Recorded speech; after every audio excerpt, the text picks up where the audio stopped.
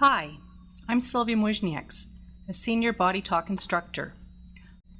I will provide you with a comprehensive philosophical overview of how consciousness, the five senses, belief systems, emotions, and dualistic thinking interact to result in symptoms or disease, and then what needs to happen to reverse the process. I will conclude by summarizing the key points at the end of the discussion. The following description is intended to supplement the information found in the Module 3 manual. Hopefully the overview I present on this CD will clarify your understanding of Module 3 work by presenting the concepts in a slightly different way. And then, with this clarity of understanding as your focus, the power of your treatments will increase. Your clients don't need to understand any of these concepts in order for them to benefit from your BodyTalk sessions, but it is imperative that you are able to see into the links as they come up, because your observation of them is what brings them into reality and allows the balancing to take place. We begin with the assumption that there is an absolute, all, infinite God source. In BodyTalk, we use the term the absolute. The absolute is pure consciousness and contains everything that has ever existed, everything that currently exists, and it contains the potential for everything that will exist. That's why we call it the absolute. As a matter of fact, it's our birthright, as humans, to be one with the absolute. This means living holistically, accepting all aspects of life as part of the absolute, as part of self, and not rejecting any part of life, as that would be rejecting part of self. Part of the problem that we humans experience is that our conscious minds cannot comprehend the absolute. Our conscious minds cannot grasp the wholeness that the absolute encompasses. What happened to our minds that we are unable to grasp onto this whole concept? As a matter of fact, at one point in your life, before you were born, while you were still in the womb, you came as close as can be to being one with the absolute and experiencing this peace and harmony which is your essential nature. It all started on the day you were born. It may have begun with your head being compressed, yanked, and twisted by cold steel forceps. Then there were bright lights that irritated you, dry air moving through your lungs instead of nice, warm amniotic fluid.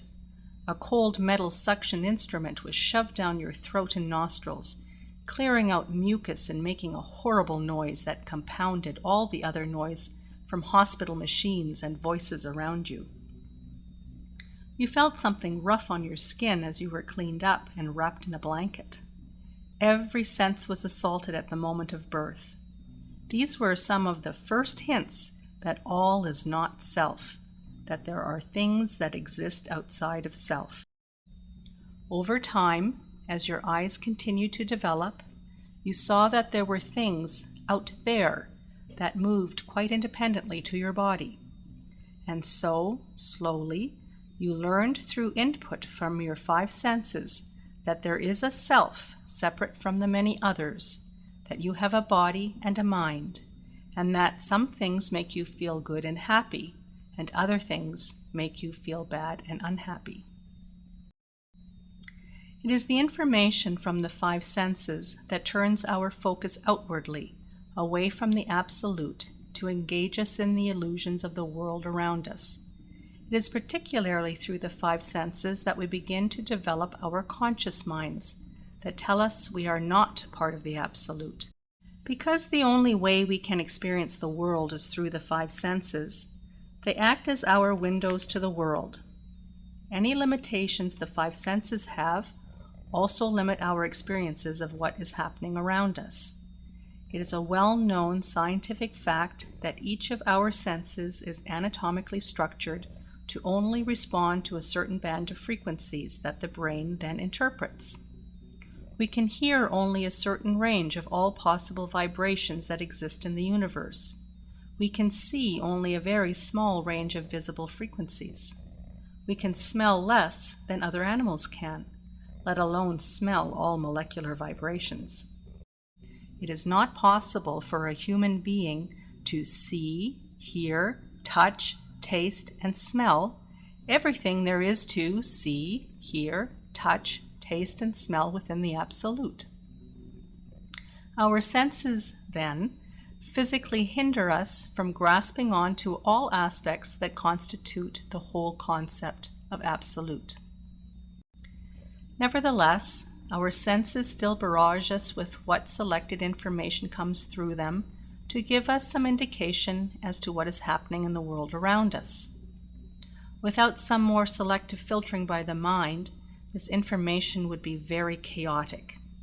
Can you imagine what it would be like for you to have to deal with every detail coming in through your eyes, ears, nose, kinesthetic receptors, and taste buds every second of every minute of every day? In an attempt to impose some sort of order onto this chaotic noise, our brains have devised several different techniques.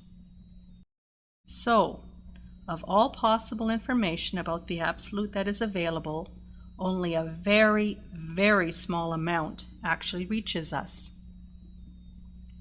Another technique for sorting and making sense of the information that does filter in is for the mind to form belief systems into which it can file all the incoming information. It is the repeated experiences that we have as babies and small children, and in particular the emotions they trigger, that are the basis for all of our beliefs.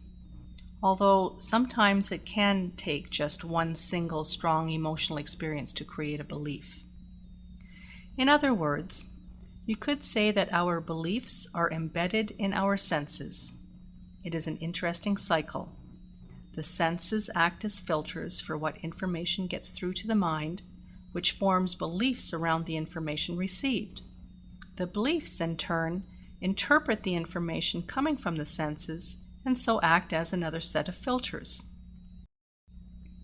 So now we have the situation where a person's 5 senses provide limited information about the external world, which is really distorted because belief systems have been created based on habits, which are based on emotional reactions to what the person thinks they experienced in the past. It soon becomes obvious that the child no longer feels at one with the Absolute. It has learned that it is quite separate and that it is very vulnerable in its isolation. This is a natural process that all humans go through. It is an integral part of the human experience.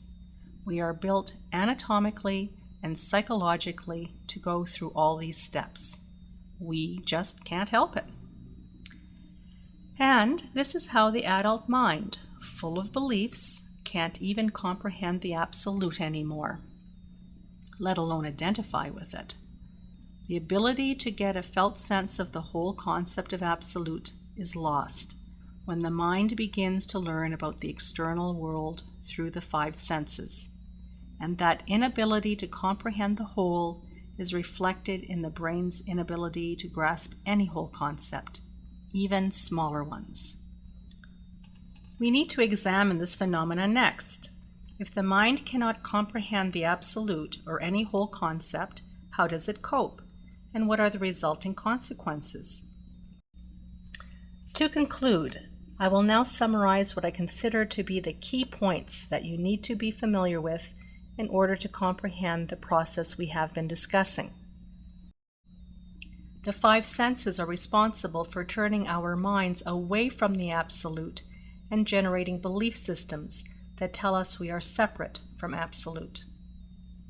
As a result, the conscious mind can't grasp the whole concept that is the Absolute.